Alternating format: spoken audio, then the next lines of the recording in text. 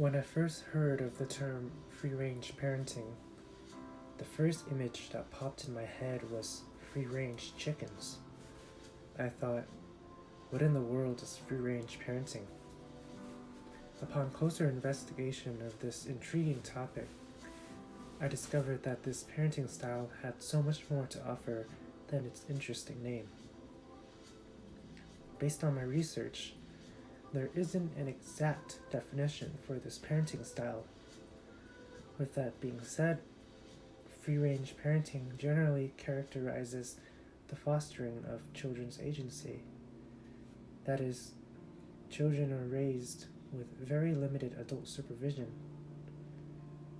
The ultimate goal of free-range parenting is for children to become independent in a very liberating way. Of course, there are many forms and degrees of what one considers to be free range. In the case of the Martin family, as portrayed by ABC News, the children do not have any house rules to follow. There is no defined bedtime. There are no specific meals prepared by the parents. In fact, it is up to the children to think of what meals will be served, and they play an active role in this decision-making by helping prepare the meal. In the video, we see the family trying the children's pasta with peanut butter sauce. What is more notable is that the Martin family do not attend school. As a matter of fact, they are also not homeschooled, but rather they are unschooled. The Martin family believes that attending school is unnecessary, so instead, the Martin children do not learn from traditional schooling methods. They decide whatever it is they are interested in for that day and dedicate their day to that specific activity instead.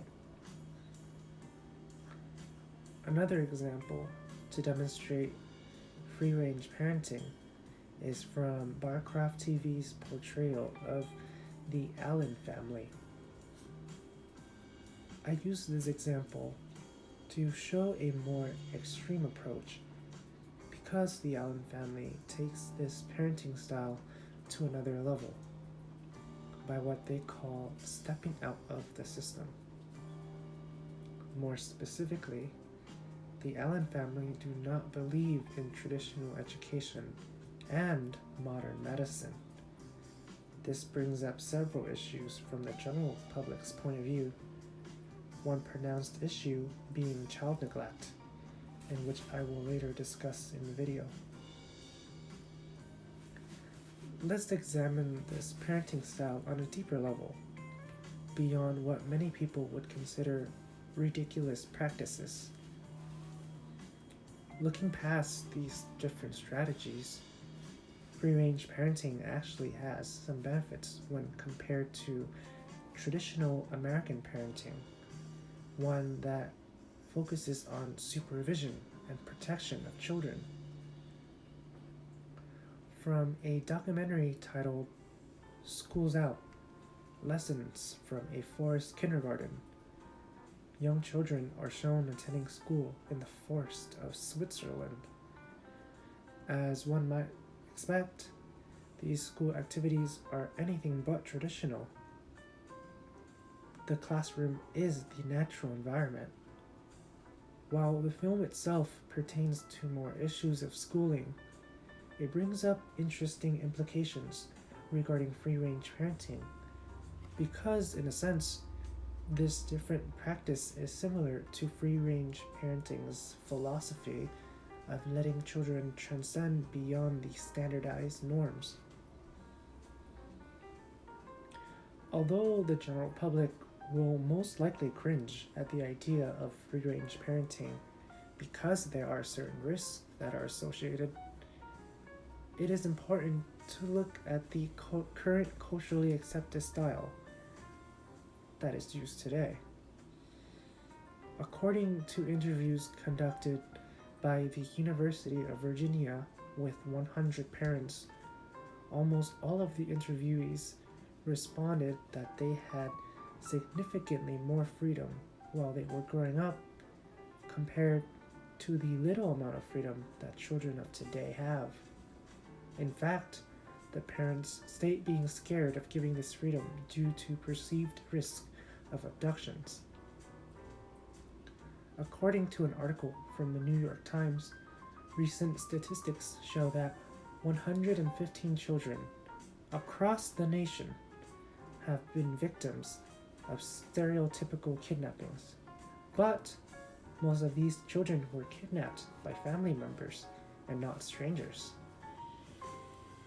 Shifting to the other side of the spectrum, let's discuss the risk of free-range parenting.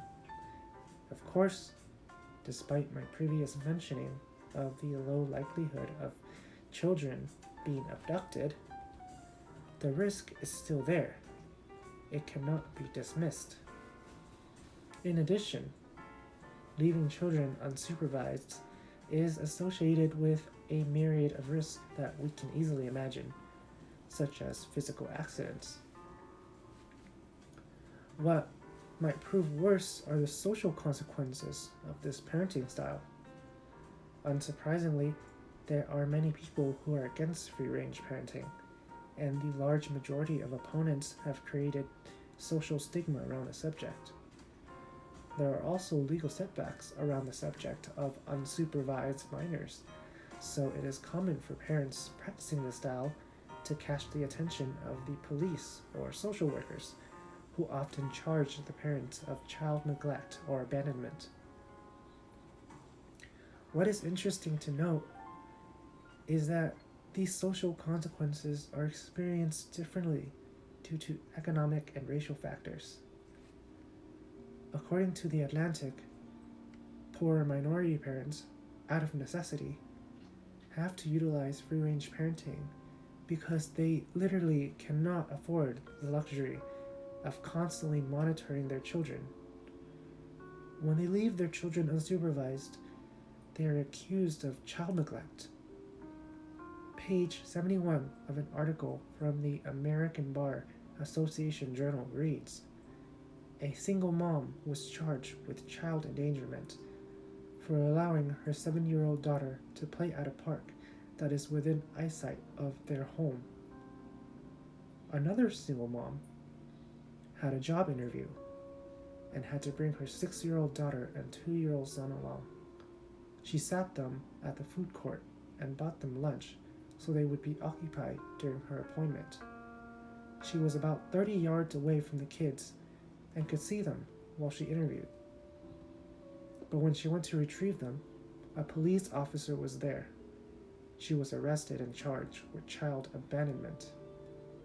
These two examples show class as a factor in perpetuating social consequences.